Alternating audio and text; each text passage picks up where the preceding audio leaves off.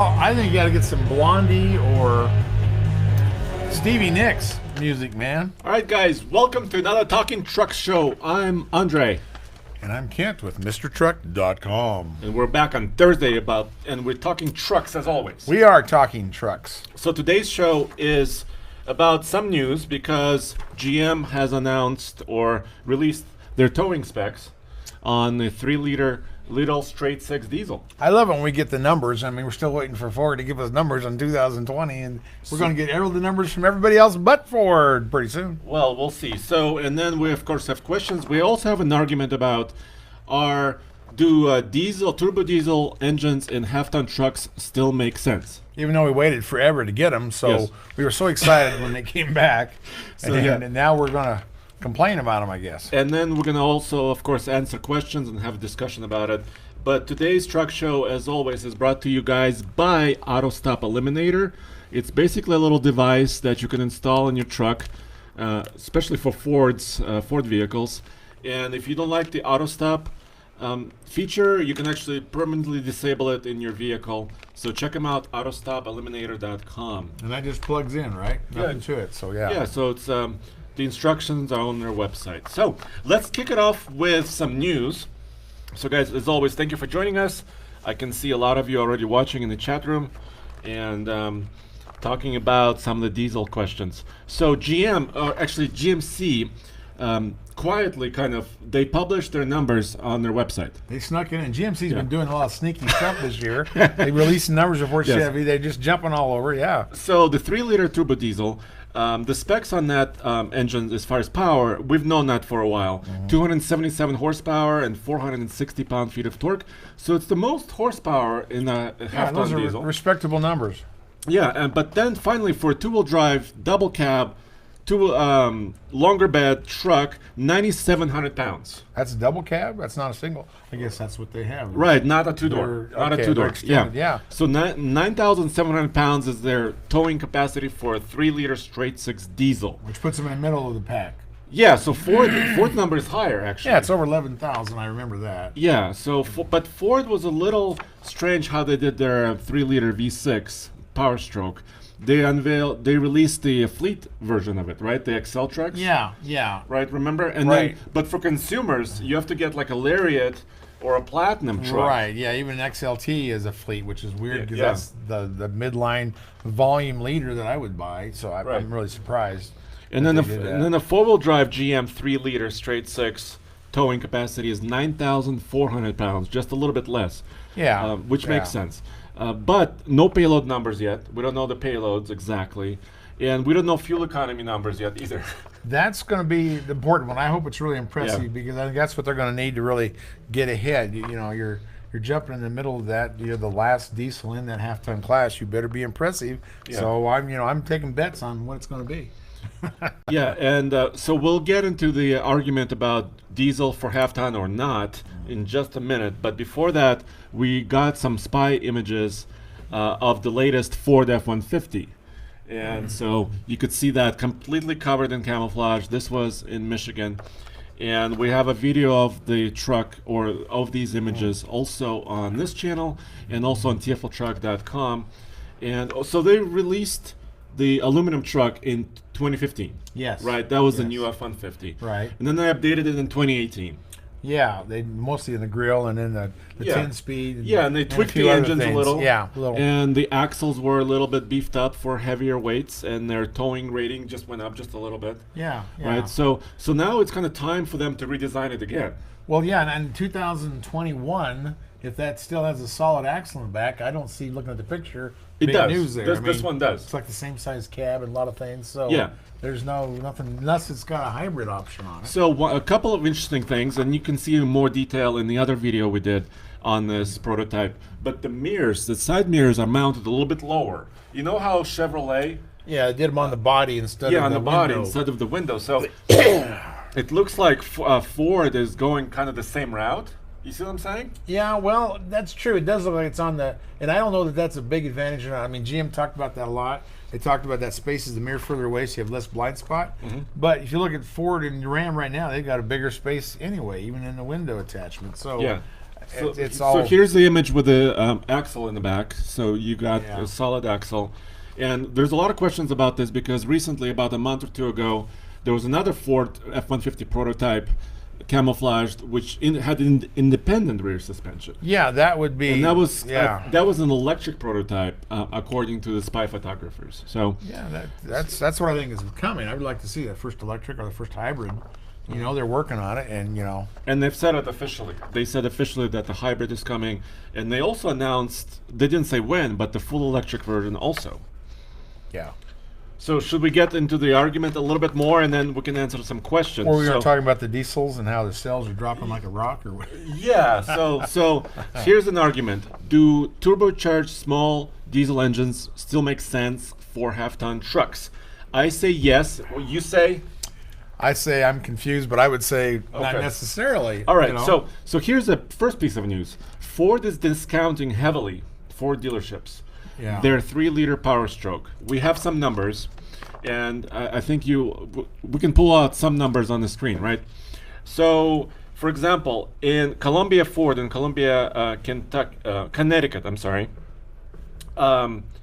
Lariat trims are between $14,000 and $15,000 off. Yeah. Well, that's the loaded. It's not the most loaded, or is it? No, there's still a limited Well, and so- all that. So You're going from $70,000 sticker price down to $55,000. I mean, that's a heavy discount. Also, Longmont Ford in Longmont, $16,000 off on a diesel F-150. these are 18s or 19s. These are 18s. And They there's still have and there's- 18s. Yeah, according to these websites on dealerships, they're still on the lots. Well, if they're still selling 18s, that's a normal discount for a year-old truck. But it's still no miles. Right. truck, Well, right, and, it's still- and I was saying this a few months ago that I thought that when I was looking at my truck, well, this is 6 months ago. You we can't haven't find seen a any diesel. 19s, right, Yeah. on their website, Zach? No, and for other F-150s with either the 5-liter V8 that they're clearing out or the 2.7 EcoBoost, those are pretty heavily discounted as well. Right. Upwards of $8,000-9,000, but nowhere close to 15 or 16. That's even kind for of brand new 18s. Yeah, it's a discount I got on my 18 in December was like that. So the big money's coming off, and the dealers now, a lot of them are going right into holdback right off the bat. They're not playing all the games they used to with retail. But my point was on the 150 is when I was looking around even in December, you couldn't find these diesels anywhere. So that's why I thought they weren't selling as well, because if they were selling the dealers would be loading up on them. Yeah, more Especially- inventory, right? Yeah, so I was thinking their sales are dropping off. Of course, Ford says the other way, says they're selling like hotcakes. So what do I know? Oh! Chicken. There's Chicken. money. Thomas Paul, $28 Canadian. Mr. Truck, when are you going to take a Tesla Model X up the iGauntlet pulling 5,000 pounds? I want to know what it costs per mile to go up and down the mountain in an electric Model X. Wow. Well, not much for sure. It probably cost you, 3 cents a mile. I don't know, but anyway, yeah. so- That's one of those impossible questions, and you are the professor. Any tough questions, I refer to Andre the professor, because he knows everything. So as soon as we can get our hands on Dan Atkinson's Holy $5. cow. Thank you, Dan. So if we could get a Model X, of course we would do this. So we don't have access to one yet. And I know this question has come up recently. Another magazine a couple of years ago did a Model X towing test, and actually they saw their range drop in half. Well, I'm sure. You know? Yeah. And usually we see that also in a diesel or gas-powered vehicle. Yeah, and in those electric, I'm sure they're geared way Yeah. up, so it wouldn't have that. It's got all that torque, but it's kind of a little hard for it to relate to a trailer. So we will be doing more electric stuff. I mean, in a year or two, it's a lot coming. more electric pickup trucks are I supposed to expect, come out. I expect to be a lot of hybrids, and it's going to be interesting, and we'll see if they're augmented or what Yeah. they are for the. So Dan's sound. donation of $5. Dan Atkinson says new emission control systems have negated many of the benefits of a diesel engine. The high performance of a new gas engines has bridged the gap. That's so right. That's what Dan is saying. And I know of a lot of farmers, eastern Colorado and Kansas, that take all that stuff off, and it does. I mean, it's how much they're choked terribly with all the emissions. But what are you going to do if you live in the city? You really can't. But that's a little different. I'm not recommending anybody take the stuff off, but you're going to you got to deal with it. And you know, it's diesels can be very clean engines. Yeah, and actually, well, yes, so that's true. So you have the DEF system, right? Diesel exhaust fluid. Right. You have particulate filters. Yes. You have all these, kind of restrictions on the exhaust system. You're also, when you're doing a regen, right, on the Right. particulate You're filter, trucking some fuel out there. you're also using a little bit more fuel as well. So yes, indeed, that's true. But I still think, well, so if the diesels, or at least little diesels, made no sense, how come GM is really, going for it with their 3-liter straight Well, six? I hope that they know something they're not telling us, that they're going to get 40 miles a gallon or whatever it's going to be. I really hope they have some wonderful numbers, because that's what it's going to take. Because, like the 2.7 gas turbo, we thought was going to have some wonderful numbers, and it really didn't. So I'm wanting them to come back out with a home run. But, that's the thing with it. I have a lot of friends who have that Eco Diesel, the Ram, and they're getting 30 miles a gallon. They're just tickled to death with their trucks. And Ford is rated at 30 in a 2-wheel drive, 25 in a 4-wheel drive. Well, that's a big spread. So that upsets me that if I get a 4-wheel drive, I get back down to what a gas 3.5 could get.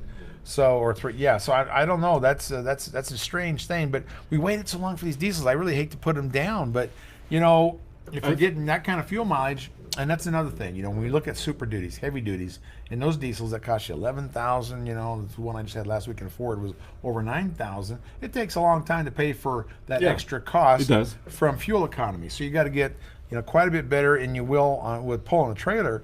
But then you got extra, more higher cost oil changes. You got all these other things that equate to that. So you're getting close to 200,000 miles before you break even just with fuel savings on that diesel. But the half ton, they cost about half what a big diesel does. So if you're using them as a daily driver and driving the hell out of them, I think you can pay for them quicker. So that's to your point. There's some advantages there. But it's hard for me to pay the extra money and worry about the emissions and worry about, none of these diesels go forever. It's not like you're jumping in the semi and you're going 700,000 miles. Mm-hmm. You get over 130,000 miles, you're going to have some expenses on those diesel pickups, whether it's a half ton or whether it's a 3/4 ton or bigger. Yeah. So, you figure it all up, and it's really hard to buy a diesel. I know we all love diesels. We love the power of them, and that's what people get addicted to is the power. And the torque. Yeah, and well, that's all into that power equation. So Joey's cleaning lady has a couple really good points. First, GM probably designed this straight 6 engine years ago, right? They began development of that engine probably 10 years back is what that's the normal. 2, 3 more years, 10 years.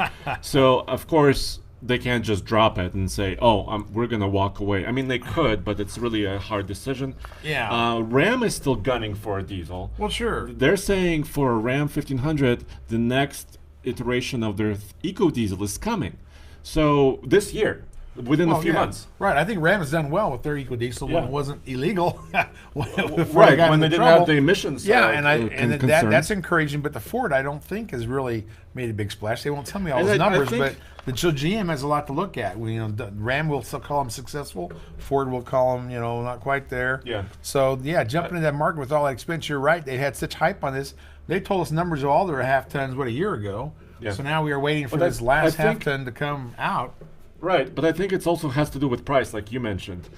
So you saw those F-150 diesel prices. They were about $70,000 sticker price, which is kind of a shock. Like if I was walking into a dealership to get a F-150 diesel and they told me it's $70,000, I would be pretty amazed by that price, and not in a good way. A sticker shock might kill you. Yeah. Yeah. So they're discounting those prices, but GM is looking to.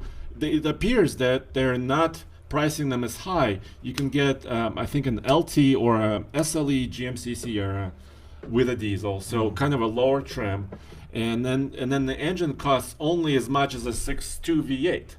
Well, that's good. I like that. They're being aggressive, and I think if you're driving a lot of miles, right? So if you're towing or you're going cross country several times, or if you're traveling salesman, there's certain use cases where a diesel engine makes sense. It is a lot. The big thing is high mileage or trailers. Those two things point toward diesel. But if you're not, you got that extra expense, and then it doesn't make sense. Yeah, and I just went to Oklahoma last weekend. In Colorado, it's an 80-cent premium for diesel fuel over gas. In Oklahoma, it's only about 20 cents, which is kind of a little different. But when that diesel price is close to gas, it helps them a lot. But when you're 80 cents difference, that makes it even harder to buy that diesel truck. Because, But you know, like you did a comparison a while back where if you've got a 6.2 GM gas engine or the 3.5 Eco Boost from Ford, you're putting premium in it. Yes. And that's another 30 or 40 cents. Right, So absolutely. you compare those premium engines to a diesel, and the gap gets smaller. Yeah, it is. But you know, even Dan Atkinson's point is still valid. You know that gas engines are also getting better and better in their power delivery. That's true. And their efficiency as well. Yes, and they've done so much good with glow plugs and the heated screen and the intake. They start fast. In the old days, you know, we had to prime them, we had to use ether, we had to plug them in at night. We did all kinds of stuff to get our diesels fired up. You know, farm tractors, semis, things. And now they're quick. Zoom, now we're on the road. Right. So they're a big improvement to them. But yeah, and there's a question about the diesel hybrid. I think that makes less sense, especially in a lighter truck. Yes, if you're talking about like a big semi, maybe a diesel hybrid would make sense. But because you're adding the weight of a diesel engine, you know, the particulate filters and the DEF system, and then if you add a battery on top of that, you're adding a lot of weight into the truck, and you're taking away the payload. So I don't know if diesel hybrid, diesel electric hybrids make sense in like an F-150 truck. I know they do work on trains.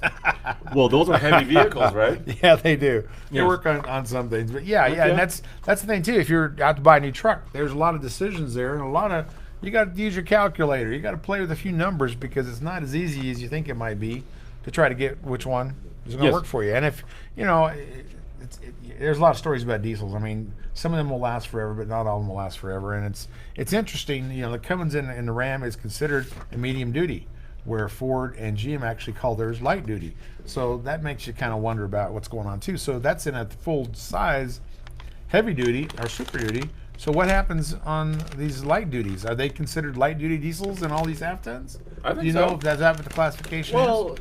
So you can't. yeah, that's hard to classify those. Yeah, so you may not get as many miles out of them. I don't know, because I know Ford had some weird thing that they're saying the life of the engine was, what, 150,000 they had? Remember that at that launch? Yes, yeah, It was I a small number, and it didn't make any sense to me at all. But that's what they were saying. So Well, you check our old videos, you'll see all that info in there. It's light duty versus heavy duty question. There's a comment from engineer Nasser who says that they bought our book, Truck Nuts. Oh, and good, They good. love it, so thank you.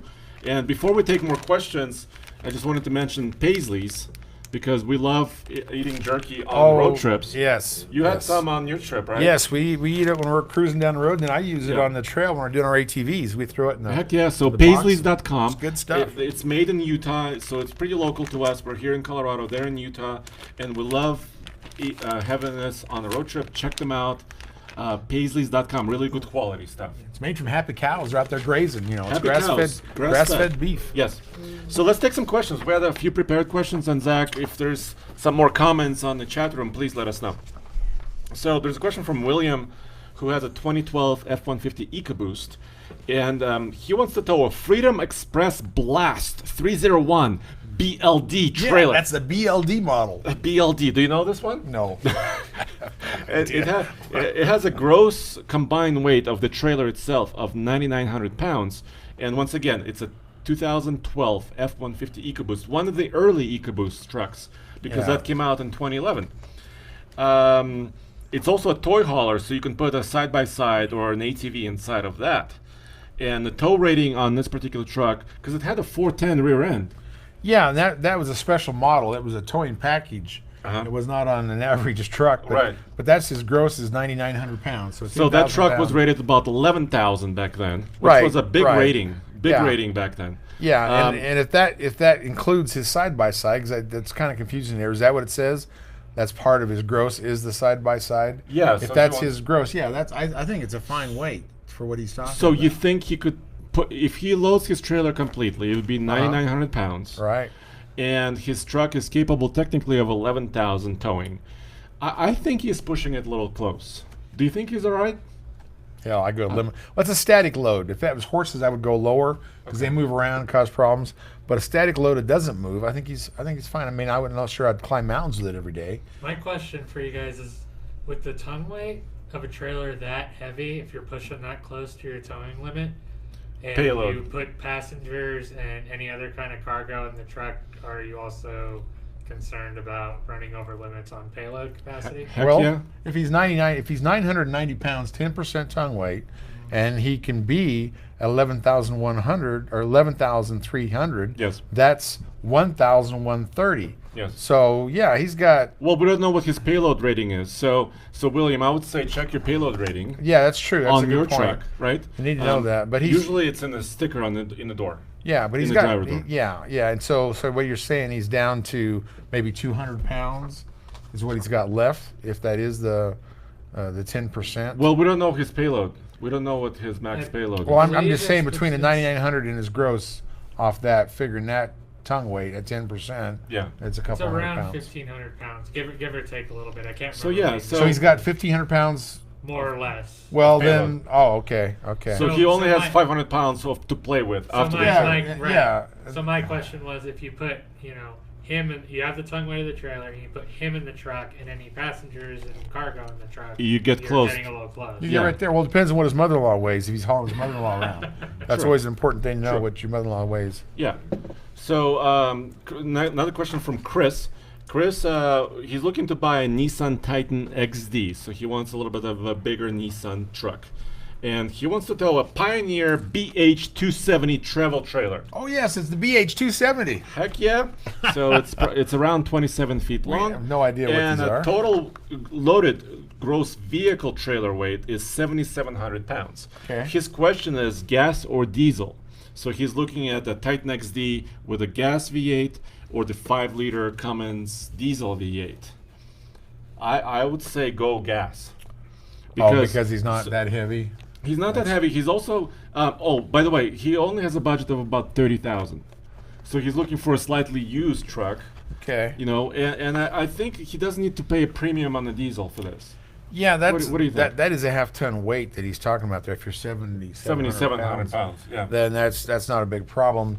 But those diesels, those Titans, it's a strange market. I've seen they say really sell cheap, and I don't know why, because I love that 5-liter diesel like Cummins, but he might find one of those for the right price and get a little bit better fuel mileage. But I don't know how often he tows that trailer. If he tows it a lot, that's something to consider as the diesel. If he doesn't tow it a lot, I'm sure. And the it doesn't gas sound like fine. he is, because he says he tows about once a month, about 2 to 3 hour Okay. trip. So not much. So I would say gas Titan would be good. And the XD has the heavy frame, so it actually is a pretty solid truck, pretty good suspension as well. And also, Nissan is having trouble selling new Titans. Well, that's what I'm So saying. you could probably get a really good deal. I've seen some of on those diesels these trucks. with hail damage. I love hail damage. Yes, I've you seen do. some of those brand new at 30,000, and I was really tempted, but it was before my buying times. So Chris, Commenced. you gotta watch. Maybe you could get even a new truck for that money. So you gotta check wouldn't it out. surprise, especially if it's a 2018. Yeah. And there's still some of those left. Here it's April, and there's still some 2018s out there. It's May. Oh, it's May. Holy cow! They should get a great discount on a 2018 in May. Yes, we're moving on. Any questions in the chat room? Yeah, I have one from Nathan Todd who says, I'm in the market for a truck, and my grandpa says go diesel because he's gotten burned too many times from a gas burner. I'm going to be using the truck for a good amount of towing and long distance travel. So, again, it's a diesel or gas question, but taking into account a lot of towing, a lot of long distance travel. And in that case, the diesel would It does- make It kind of makes more That sense. does yeah. sound like a diesel, explanation there. You, So you got to remember another point is maintenance, right? A diesel truck is a little bit more maintenance. More expensive oil, more expensive fuel. fuel. If something goes wrong with the diesel engine, it's usually a more costly repair. But they're built tougher, they're heavier engines, and they're meant to go those big miles. So And we yeah. And we talk about that in the book about gas versus diesel on Yeah. the engines to help you try to make that decision, because it's not. I mean, and it's a thing too. It's just like, you got Republicans, you got Presbyterians, you got John Deere's, you got all these things. People are loyal to those brands Yes. or affiliations. Same way with diesels. If people love diesels, you can't talk them out of it. So, I mean, if you really want to compare things, that's what I used to tell people, is they would buy the same brand forever. It says, well, sometimes the other brands might be better. Look around and compare some things. So it all depends. If you have an open mind, you'll learn a lot. If you don't have an open mind, you'll just keep doing what Grandpa did, and that's That's Well- America. I mean, it's very common for people to be loyal to their affiliations and their brands. So Well, for example, Lion Runner in the chat room just says, Andre, why gas? Doesn't diesel have a longer life versus a gas engine? But I think if you look at modern trucks, especially for the last couple of years, the gas engines, like we said, are getting better and better and better. that's true. Just look at any of the V8 engines in any of the modern trucks. You know, even the 5.6 in Nissan is a good engine, high power, 390 horsepower, like a 5-liter Ford. You got 5.3 or a 6.2 liter V8 from GM. Yeah, These are really yeah. good, solid power plants with good torque, good power. Well, it's changed a lot. In my day, back in the '70s, when I was younger, they you A little younger? Every year, you replace an alternator, alternator, and a starter, and you did the spark plugs, the points, the condenser. You worked on your vehicles quite often in the old days. Now you never touch them. And back then, if you got 100,000 miles out of a vehicle, you thought you was in heaven. It was great. Well, now I would say, the last 10 years. A lot of your better gas engines will go over 200,000. I had Yeah, several they go would. 220,000. Yeah. And so if a diesel might be rated 300,000, you're paying all that. It's going to take a long time just to pay it off with fuel mileage. But gas engines are wonderful now. I mean, it's incredible. I got 10-speed automatics now. You got all kinds 8-speed, of things. You got 8, 7 turbos. speeds, everything. Yeah, life is so much better now than it used to be. So, I mean, it's still, diesels could last longer, but they could also get expensive halfway through there, and you can depend on a gas engine for a lot of miles. So, I don't. Jesse asks, Yes. no more gas versus diesel, please. Well, Jesse asks, what's up with the Chevy Colorado? When is the updated 2020 model coming? Come on, guys. Any word on the 2020 Colorado? Will it finally have push button start or updated technology? And will it, they should do it to compete better. Will they put a 2.7 liter turbo in it? I was trying to find where my crystal ball was. Do you have it? No, I don't have a crystal I ball. have no idea. Of course, you're the professor. Do you know anything about 2020? No official word.